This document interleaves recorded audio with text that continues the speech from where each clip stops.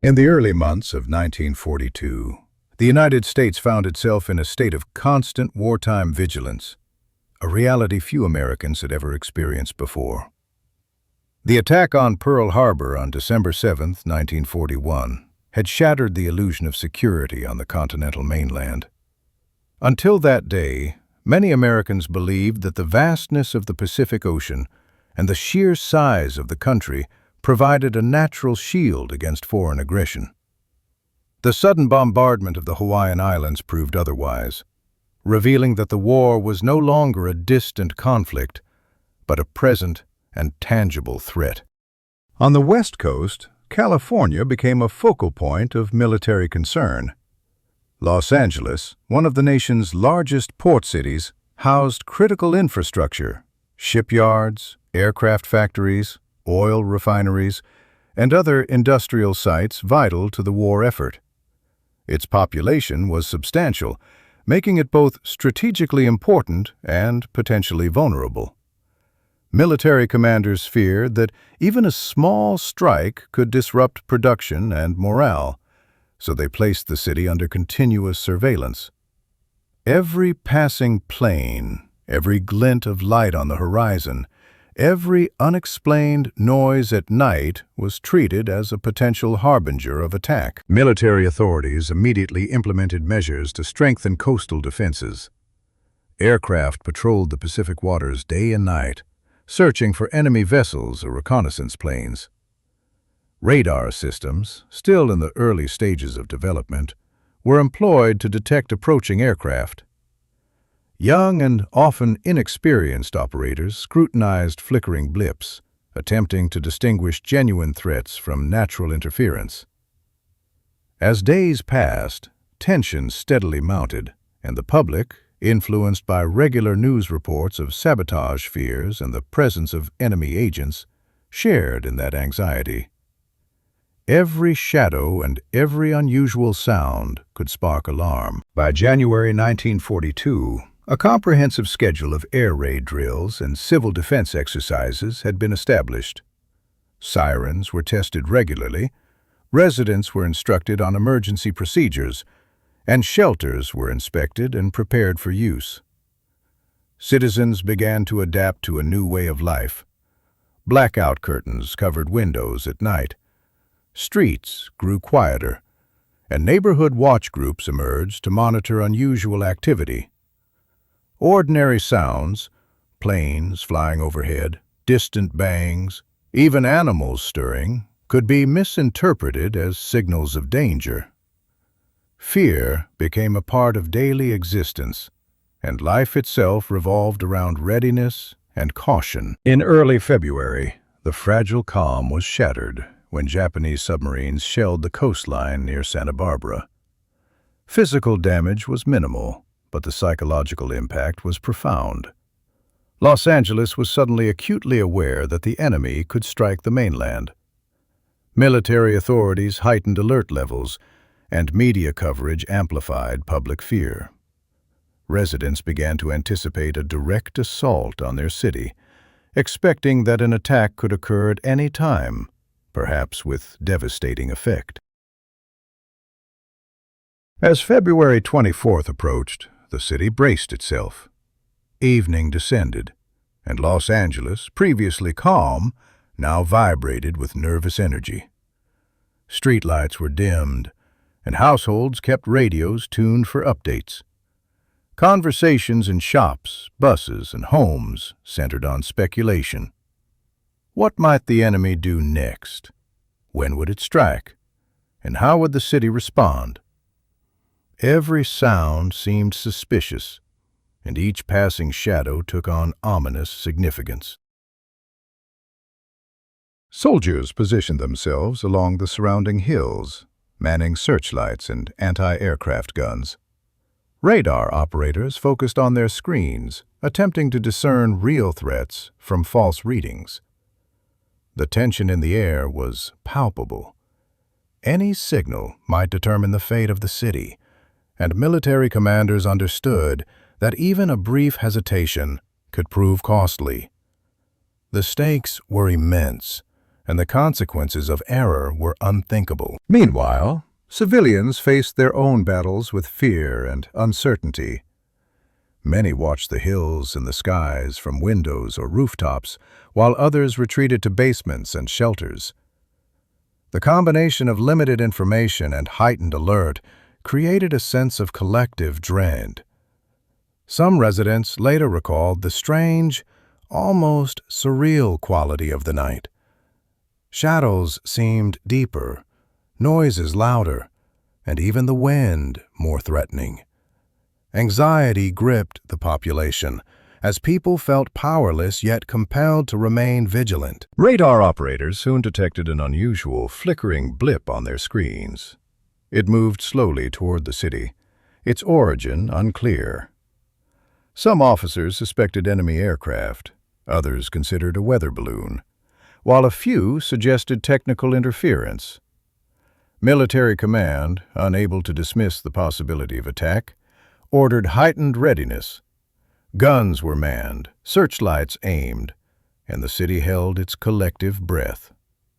Every second was critical, as decisions could affect the lives of thousands. By nightfall, the tension reached its peak. Residents noted beams of searchlights piercing the darkness, while distant sirens signaled potential danger. Families huddled together, children clutched tightly by parents, and everyone watched anxiously. Panic mingled with curiosity, as some ventured outside to witness the spectacle, while others remained safely hidden. The city had entered a state of suspended vigilance, caught between anticipation and fear. Accounts from that night later revealed how intense the anxiety had been. People reported being unable to sleep, hearing phantom sounds of aircraft and explosions. Even small movements or noises seemed significant. Civilian behavior reflected the heightened state of alert. Impromptu neighborhood watches formed, emergency supplies were gathered, and everyone tried to prepare for events that might never unfold. Meanwhile, military personnel worked tirelessly to interpret signals from radar and visual observations. Operators and officers made rapid decisions, unsure whether they were responding to real threats or illusions. The complexity of interpreting incomplete information under pressure created a volatile mix of caution, fear, and confusion. That night marked a pivotal moment in Los Angeles's history. A city that had felt secure for decades was confronted with the immediate reality of war. Residents experienced firsthand the tension, fear, and uncertainty that war could impose on the home front. While later analysis would show that many of the alarms were false or misinterpreted, the sense of danger that gripped the city was entirely genuine. The early months of 1942 thus set the stage for what would later be called the Battle of Los Angeles. The city, its military forces, and its citizens had been thrust into a scenario that tested not only their readiness, but also their nerves, endurance, and ability to cope with fear. The events of that night would become a symbol of wartime anxiety, demonstrating how perception and uncertainty can create chaos, even in the absence of a real attack. The night of February 24, 1942, began quietly, yet there was a palpable tension in Los Angeles. The city's residents, accustomed to daily air raid drills and precautionary measures, tried to maintain a sense of calm, but the atmosphere was charged with unease. As darkness fell, the hills surrounding the city came alive with the movements of soldiers preparing their searchlights and anti-aircraft guns. Radar operators remained glued to their stations, tracking every flicker on the screens that could indicate incoming aircraft. Each passing hour heightened the anxiety. Everyone knew the possibility of an attack was very real. Around 2 a.m., the first unusual radar blip appeared. A small, flickering point of light moved steadily toward the city. Its nature was uncertain. Some believed it was an enemy aircraft. Others suggested it might be a weather balloon, or simply a false reading caused by interference. Military command, facing uncertainty, decided to treat the signal seriously. Precautionary measures were initiated immediately, and soldiers prepared to engage the unknown. Searchlights were swung toward the unidentified object, cutting piercing beams through the night sky. Operators adjusted the lights, trying to track every subtle movement. Meanwhile, anti-aircraft guns were manned and primed, ready to fire at the first confirmed target. The tension was nearly tangible. Soldiers knew that even a few seconds of delay could have catastrophic consequences. Every moment seemed to stretch as the city held its collective breath. Within the city, residents noticed the beams of light cutting across the darkness. Air raid sirens began to wail, sending people into panic. Some ventured into the streets, trying to catch a glimpse of the unfolding scene. Others hurried to their basements or nearest shelters with their families. Fear was immediate and overwhelming. Each sound, each shadow, was interpreted as a sign of imminent attack. The uncertainty amplified every heartbeat and every movement. Radar operators soon identified additional points of light. Multiple objects moved slowly but steadily toward the urban areas. For military commanders, this meant the potential of an aerial attack.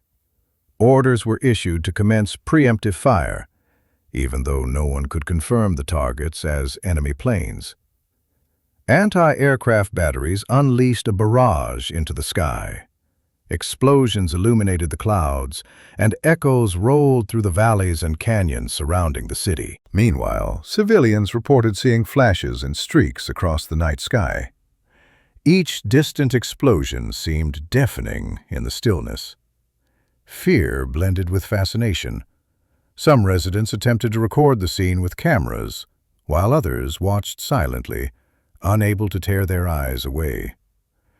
Every blast and every light was interpreted as proof of enemy presence.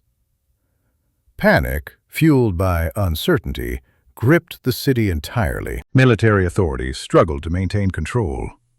Public announcements urged calm but lacked clarity. No one could definitively state what was occurring above the city. In this environment, rumors and urban legends quickly emerged. People speculated wildly. Japanese bombers, spies, or even unknown flying objects, foreshadowing what today would be interpreted as UFO sightings. Soldiers and radar operators worked tirelessly to interpret the signals. Decisions had to be made in seconds. Later investigations would confirm that most radar blips had innocent explanations: the weather balloons, commercial aircraft, or atmospheric disturbances. But at the time, nobody could be certain. Every officer and enlisted man believed an attack was underway. Panic dictated the actions of both military personnel and civilians. Residents took precautions as best they could. Some huddled in basements or under tables, clutching their children. Others gathered supplies, anticipating the worst. The night was filled with heightened sensory perception. Every distant echo, every flicker of light, every unfamiliar sound seemed charged with meaning. People felt on edge, living as if the war had physically descended onto their streets. Above the city, the spectacle continued. Searchlights crisscrossed the sky, illuminating clouds and drifting smoke. Anti-aircraft bursts punctuated the darkness, casting bright flares and echoes across the urban landscape. The combination of sound, light, and movement created a surreal, almost cinematic display. Soldiers, standing in exposed positions on the hills, faced immense stress, making split-second decisions under the threat of perceived enemy presence. For the civilians below, it was a night of confusion, fear, and awe. History would later reveal that the majority of the threat was imaginary. Radar signals were misinterpreted, searchlights highlighted ordinary clouds, and most of the artillery fire was in response to false sightings. Yet in that moment, the perception of danger was real. The city's nerves, heightened by months of tension after Pearl Harbor, transformed uncertainty into widespread panic. History would later reveal that the majority of the threat was imaginary. Radar signals were misinterpreted, searchlights highlighted ordinary clouds, and most of the artillery fire was in response to false sightings. Yet in that moment, the perception of danger was real. The city's nerves, heightened by months of tension after Pearl Harbor, transformed uncertainty into widespread panic. History would later reveal that the majority of the threat was imaginary.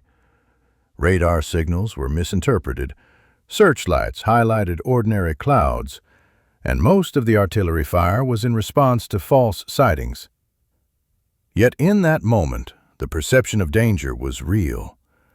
The city's nerves, heightened by months of tension after Pearl Harbor, transformed uncertainty into widespread panic. History would later reveal that the majority of the threat was imaginary. Radar signals were misinterpreted, searchlights highlighted ordinary clouds, and most of the artillery fire was in response to false sightings. Yet in that moment, the perception of danger was real. The city's nerves, heightened by months of tension after Pearl Harbor, transformed uncertainty into widespread panic. History would later reveal that the majority of the threat was imaginary. Radar signals were misinterpreted, searchlights highlighted ordinary clouds, and most of the artillery fire was in response to false sightings. Yet in that moment, the perception of danger was real. The city's nerves, heightened by months of tension after Pearl Harbor, transformed uncertainty into widespread panic. That night became a striking example of how fear and misinformation can shape human behavior. Los Angeles, though physically untouched, experienced an emotional and psychological siege. Citizens were forced to confront a threat that existed primarily in their minds, yet felt utterly real.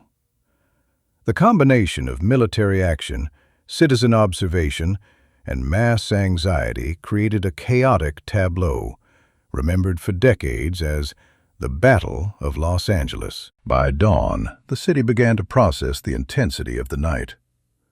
Though no enemy planes had actually attacked, the lingering tension left a mark on the population.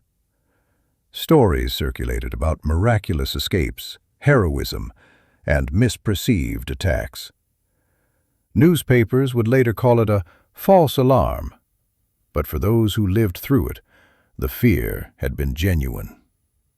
The events demonstrated the thin line between reality and perception in wartime, and how quickly panic can escalate even without a direct threat. The first signs, though ultimately false, had succeeded in paralyzing a city, testing the nerves of military personnel and gripping the public in a night-long spectacle of fear and uncertainty.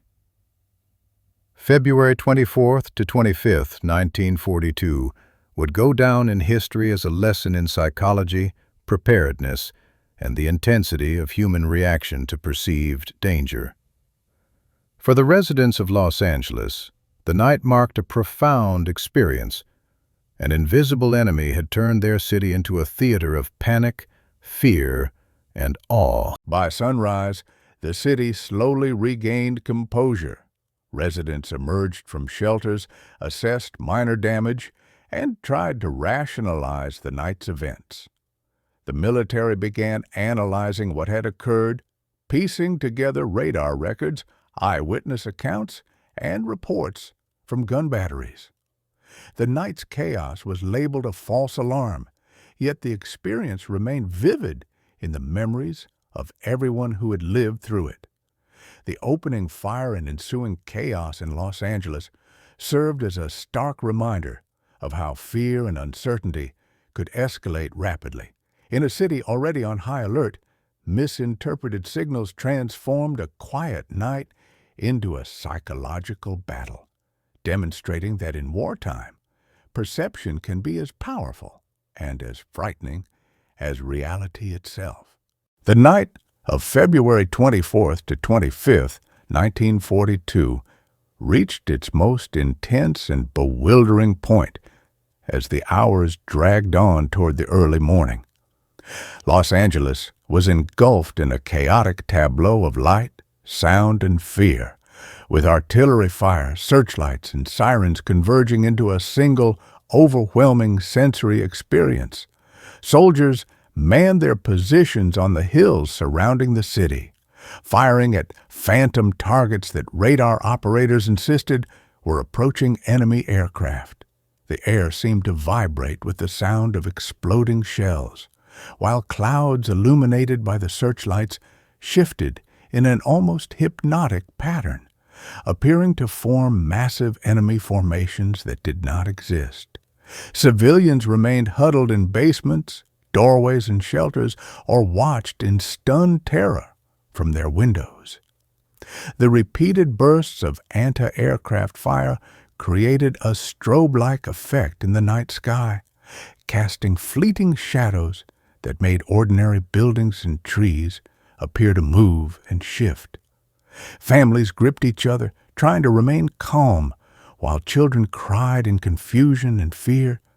Some adults, overwhelmed by panic, attempted to flee the city, only to find streets clogged with traffic and others seeking the same non-existent safety.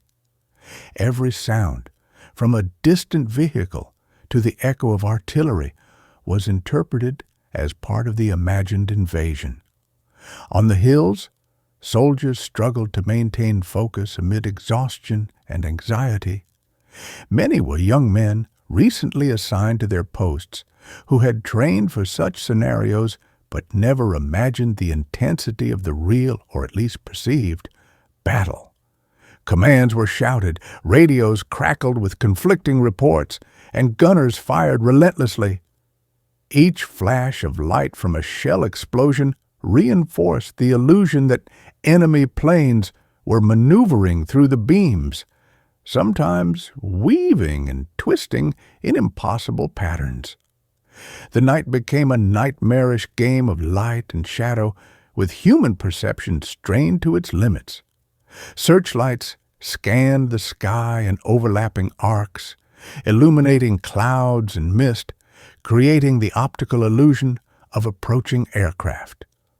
Radar operators, already fatigued, struggled to distinguish false blips from legitimate signals.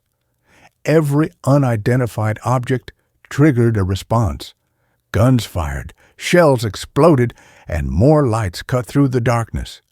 Soldiers, trained to react swiftly, were responding to a combination of radar, visual cues, and instinct.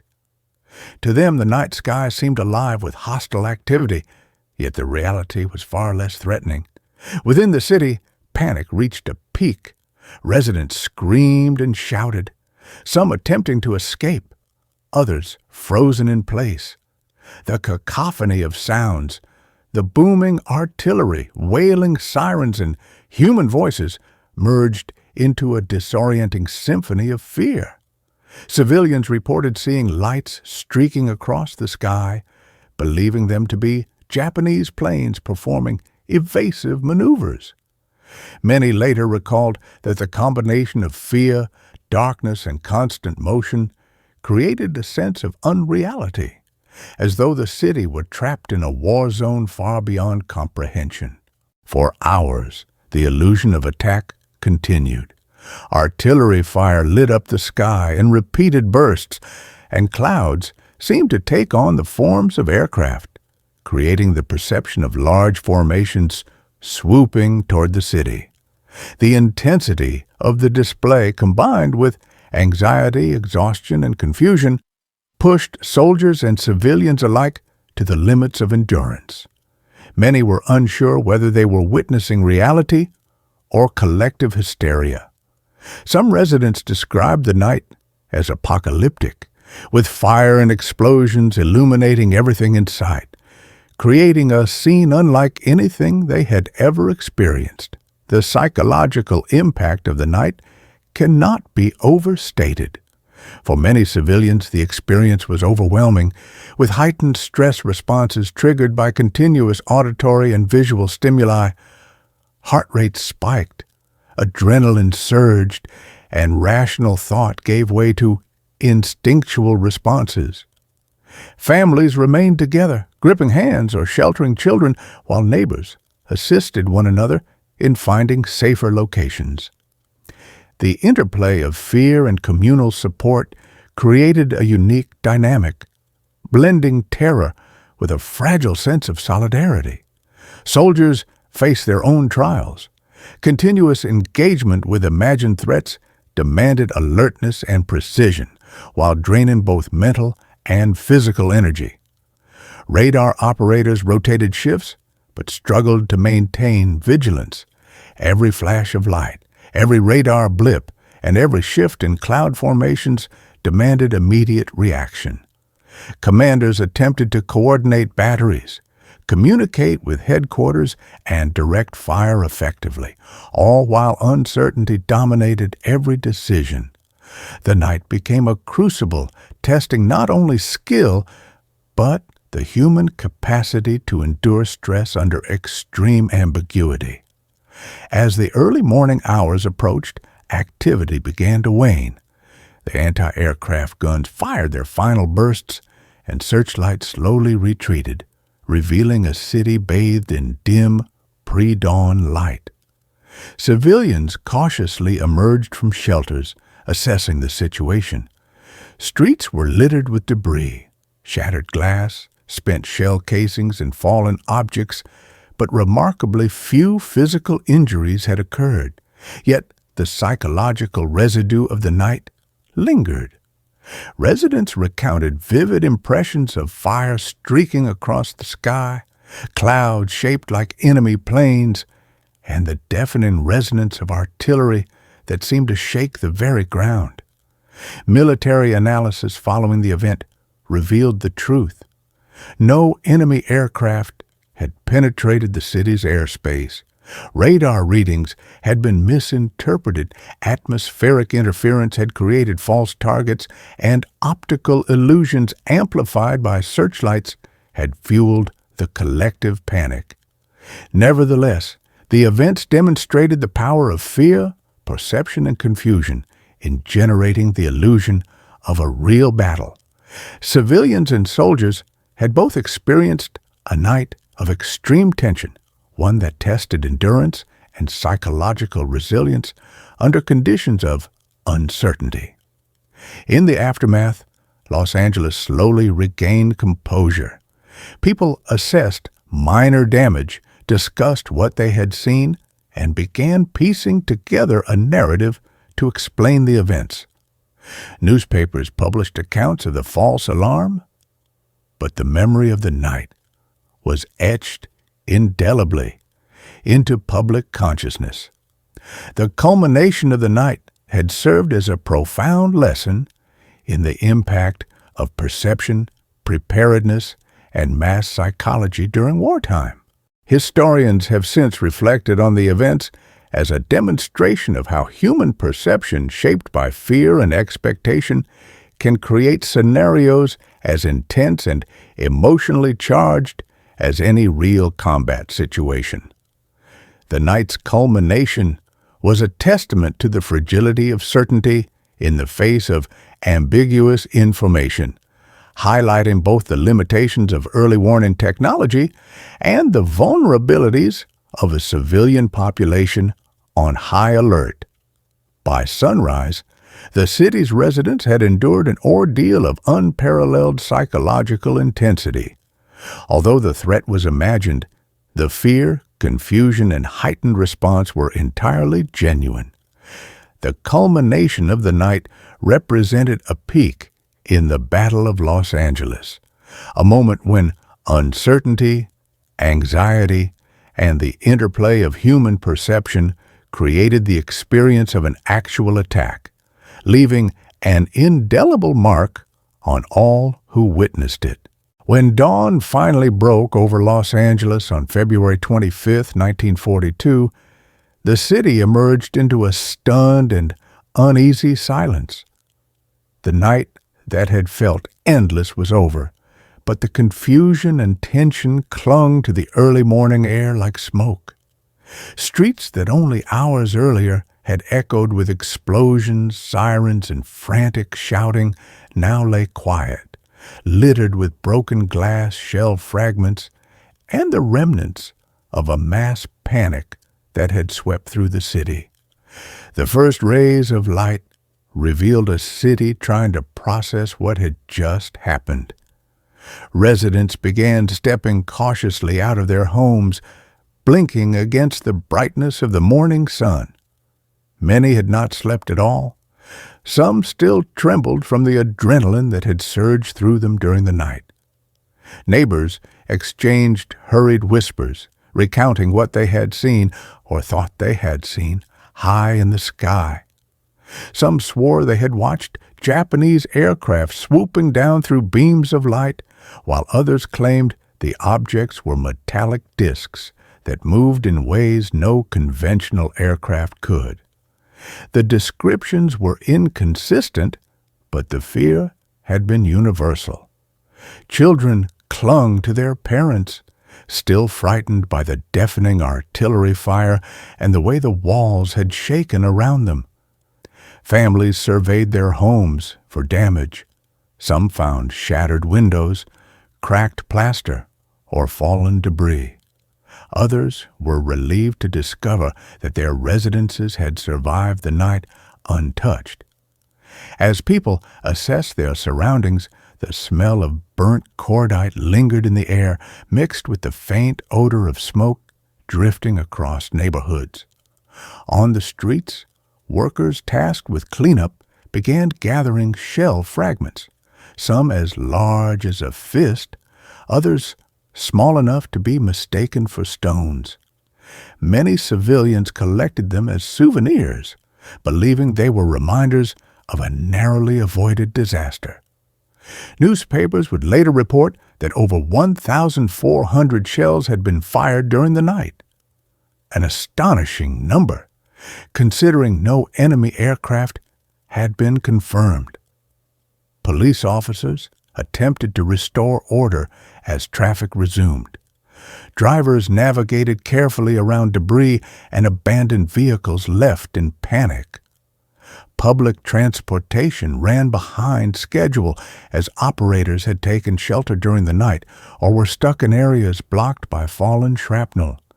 Public officials urged calm, though they themselves were struggling to comprehend the events. Local businesses opened their doors more slowly than usual. Employees gathered in clusters, discussing the night's events before returning to work. Stores with shattered windows boarded them up temporarily, and some business owners debated whether to close for the remainder of the day. Even factories, vital to the war effort, experienced delays as workers arrived late or emotionally shaken. Newspapers prepared their morning editions with urgency. Headlines described the night's chaos in dramatic language: "Enemy raid on L.A." or "Shells blast sky over city." The Los Angeles Times printed accounts from civilians who claimed to have seen planes or mysterious aircraft weaving between searchlight beams. While the true details remained unclear, the press capitalized on the confusion, emphasizing the intensity of the night and the bravery of the city's defenders. Military officials faced the difficult task of explaining the previous night's events. In briefings given to the press, they stated that anti-aircraft crews had responded to suspicious activity detected on radar, but admitted that no confirmed enemy aircraft had been shot down.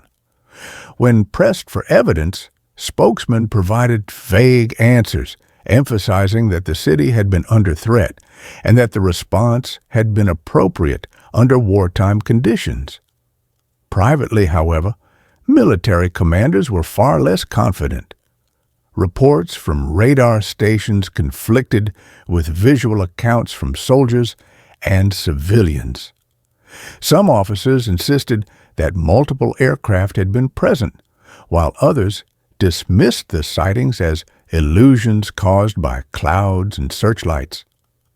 Radar technicians argued that atmospheric interference had created false signals. Meanwhile, eyewitnesses claimed to have seen large, slow-moving shapes that defied conventional explanations. In the hours following the event, the Army Air Forces began gathering testimonies, photographs, and data from radar logs. Anti-aircraft gun crews reported firing at objects that moved unpredictably or appeared to vanish entirely. Searchlight operators described beams locking onto targets that seemed to hover motionless before suddenly darting away. These accounts, though earnest, were inconsistent and often contradictory. The official tone grew more cautious as morning progressed. Authorities began backing away from the initial claim of an enemy attack, suggesting instead that a combination of nerves, weather, and false radar readings had triggered the barrage. But for the residents of Los Angeles, such explanations felt insufficient. The intensity of the night, the sheer scale of the artillery fire, and the vivid impressions retained by thousands seemed impossible to dismiss as mere imagination. Many remained convinced that something had been in the sky. Rumors spread rapidly. Some claimed Japanese aircraft had flown over the city to test its defenses. Others believed that enemy submarines had launched reconnaissance planes. More sensational theories suggested that the objects were not aircraft at all, but unidentified flying objects of unknown origin. While such notions were not widely accepted at the time, they planted seeds for future speculation and myths that would persist for decades. Schools reopened, but experienced unusually high absenteeism as parents kept their children home out of fear. Those who attended spent the morning sharing stories, comparing what their families had seen or heard. Teachers struggled to maintain order, sensing the lingering tension. Even at lunchtime, the conversations continued. Students describing bright lights, booming explosions, and the terrifying sounds that had kept them awake all night. For the elderly, the night was especially difficult. Many were transported back to memories of earlier wars or natural disasters. Churches and community centers opened their doors to offer support, with the clergy providing comfort to those overwhelmed by anxiety. Community leaders encouraged resilience, reminding residents that the city had survived a frightening ordeal. As the day unfolded, speculation grew more intense. Radio hosts interviewed witnesses, while journalists sought comments from military officials, government representatives, and experts. Everyone seemed to have an opinion, yet no one could offer a definitive explanation. Reports of sightings from neighboring communities added to the confusion, suggesting the events of the night had extended beyond Los Angeles proper. By late afternoon, the city had returned to a semblance of normalcy. Workers returned home, children completed their schoolwork, and businesses continued operating. Yet beneath the surface, the psychological impact lingered. The people of Los Angeles had experienced something extraordinary, an event that appeared to straddle the line between reality and collective hallucination. Whether or not enemy aircraft had been present hardly mattered. The fear felt during those hours had been real, and the emotional scars would remain for years. The morning after the Battle of Los Angeles was not merely a period of recovery. It marked the beginning of reflection, speculation, and debate. The city had endured a night of unprecedented confusion, and understanding what had truly happened would prove to be an even greater challenge. As Los Angeles resumed its daily rhythm, residents carried with them memories of flashing lights, booming artillery, and the unmistakable weight of fear, shadows that would never fully vanish from the city's wartime history.